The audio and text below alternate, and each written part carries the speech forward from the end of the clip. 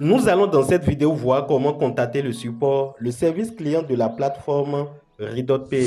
Restez du début jusqu'à la fin de cette vidéo parce que cette vidéo contient des informations très utiles pour les utilisateurs de la plateforme et ceux qui vont utiliser des plateformes similaires à l'avenir. N'oubliez pas de donner un j'aime à cette vidéo, de vous abonner à cette chaîne si ce n'est pas encore fait et sans plus tarder, nous commençons. Alors, vous devez savoir que Redot.pay est une plateforme sur laquelle vous pouvez acheter des cartes virtuelles. Vous avez la possibilité d'effectuer l'achat d'une carte physique. J'ai fait plusieurs vidéos à ce sujet. Le lien de la vidéo qui explique en détail les différentes fonctionnalités de cette plateforme est en description de cette vidéo. Aujourd'hui, nous allons voir comment régler nos différents problèmes sur la plateforme. Imaginons que vous avez fait une transaction qui s'est mal tournée. Par exemple, personnellement, la fois dernière, en voulant faire le transfert du BNB sur une plateforme, je m'étais trompé et j'avais envoyé du BNB à une adresse BEP20 de l'USDT de la plateforme Redot.pay. Donc, j'ai essayé de contacter le service client et vous allez voir comment vous pouvez contacter le service client si vous avez un problème et que vous aimeriez que la plateforme vous vienne en assistance. Alors, si vous voulez régler ces genres de problèmes, vous venez sur la plateforme, vous venez ici sur la page d'accueil. Donc ici, je suis au niveau d'accueil et vous allez au niveau de votre profil en haut ici. Donc vous cliquez sur le profil et une fois au niveau du profil, vous allez voir les informations qui sont là. Vous descendez un peu vers le bas. Vous allez voir centre de soutien. Donc vous cliquez sur centre de soutien. À ce niveau, vous allez voir la page qui va s'afficher. À ce niveau, vous allez commencer par échanger. Mais bien avant, vous avez deux options d'échange avec la plateforme. La première option qui est la conversation, c'est une option avec laquelle vous allez directement parler à un agent de la plateforme. Voilà, quelqu'un qui va vous prendre en privé et échanger avec vous afin de trouver une solution à votre problème. Le second, voilà, qui est le centre, qui est aide. À ce niveau, c'est un bot, voilà, qui va vous guider, voilà, à trouver des solutions. Il y a des questions, des quiz, des questions-réponses qui étaient déjà là et vous, lorsque vous entrez dedans, ça va, voilà, vous guider jusqu'à retrouver, voilà, la réponse à ce que vous voulez. Donc, nous allons voir les deux options et voilà, je clique dans un premier temps sur la première option. Non, la deuxième option qui est le centre d'aide. J'appuie sur aide et quand vous appuyez sur aide, ils vont vous demander, voilà, qu'est-ce que vous amène. Je pense ici les choses sont en anglais. Ici, vous avez des articles, hein, des supports, des choses que vous pouvez, voilà, voir. Donc ici, ce sont des articles. Voilà, c'est une bibliothèque en réalité. Et nous allons dans conversation. Je pense que c'est dans conversation que tout se passe. Et dans conversation, vous avez la possibilité d'échanger avec un bot. Donc, si vous cliquez ici, tous les échanges auront lieu avec le bot.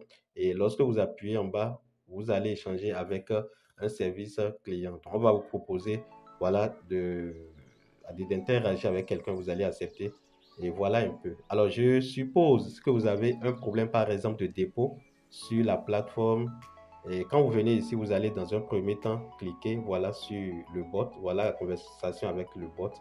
Moi, j'ai eu quelques conversations tout à l'heure. Voilà. Lorsque vous allez sur la plateforme, il vous demande qu'est-ce qui vous amène et vous fait des propositions. Est-ce que c'est un problème d'inscription de compte, de processus de vérification, de dépôt lié? C'est un problème lié à la carte physique de retrait, statut de transaction, de facturation, ainsi de suite. Donc, je suppose que c'est un problème de dépôt. Vous appuyez sur dépôt et quand vous appuyez sur dépôt, vous allez voir qu'ils vont encore vous donner des sous-options. Donc, avec ces sous-options, je pense que vous allez peut-être vous retrouver dans le problème qui vous concerne. On dit quel est le montant minimum de dépôt, quelle devise supporter. On pense que c'est des quiz qui sont ici. Quand vous demandez quelque chose, lui, il vous donne toutes les informations. Quelle est la procédure de vérification? Pourquoi ma vérification a-t-elle échoué? Donc, c'est des questions qu'on peut se poser. Hein. Peut-être si, après avoir vérifié ton compte, tu as de difficultés, disons la vérification n'a pas marché, tu peux venir là, voilà, poser le problème et on va te donner plus d'explications. Et je rappelle, avant de continuer, que si vous n'avez pas encore la carte Redot.pay qui que vous pouvez obtenir de façon physique comme de façon virtuelle. Le premier lien en description vous sera utile. Vous allez passer par ce lien pour faire votre inscription et préparer 10 $ pour activer votre carte. Si vous activez la carte 30 jours au plus après l'inscription, vous allez bénéficier des 5 $ qui vous seront offerts le jour de l'inscription. Donc, quand vous allez faire l'inscription, on vous donnera 5 $ que vous pouvez utiliser pour effectuer des échanges. Voilà, vous pouvez utiliser pour faire des paiements une fois que vous allez activer la carte. Je ne sais pas si vous me comprenez.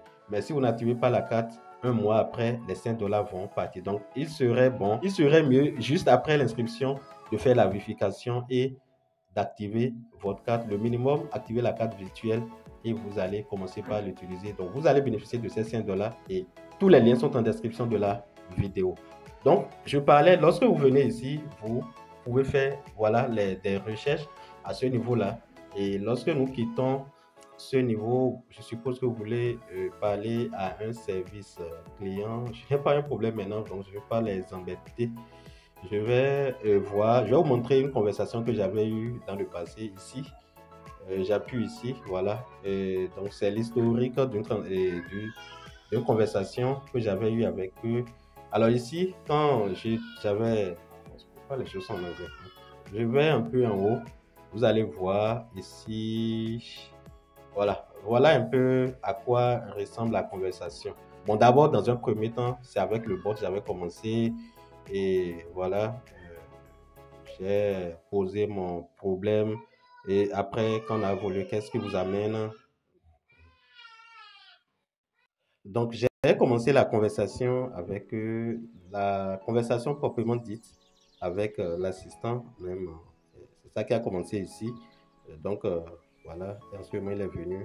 Et voilà un peu. J'ai posé mon inquiétude. J'ai dit, je voudrais demander si j'effectue une erreur de transaction vers votre adresse. Est-ce possible de récupérer les fonds? En effet, j'ai transféré du BNB BEP20 sur l'adresse BEP20 de l'USDT de votre plateforme Redot-Pay. Y a-t-il un moyen pour récupérer les BNB vu que c'est la même blockchain qui les héberge? J'ai effectué le transfert de BNB BEP20 vers l'adresse USDT. Donc, si vous avez retiré de notre application, voilà la réponse de l'agent. Il dit si vous avez retiré de notre application et que cela a réussi, alors nous ne pourrons pas les récupérer. Donc, il n'avait pas compris mon inquiétude. Donc, j'ai mieux expliqué ici et il a maintenant répondu. Donc, alors, le problème était, comme je l'avais dit précédemment, j'avais mal fait une transaction. Je devrais envoyer des BNB à quelqu'un et malheureusement, la personne m'a envoyé 2 adresses. J'ai choisi la mauvaise adresse, celle de Redot-Pay, qui n'héberge pas le BNB. Donc finalement, les fonds ont été perdus parce que quand j'ai fourni le TXID de la transaction, il a effectivement vérifié, les fonds sont là, mais il a dit malheureusement qu'il ne peut pas me retourner les...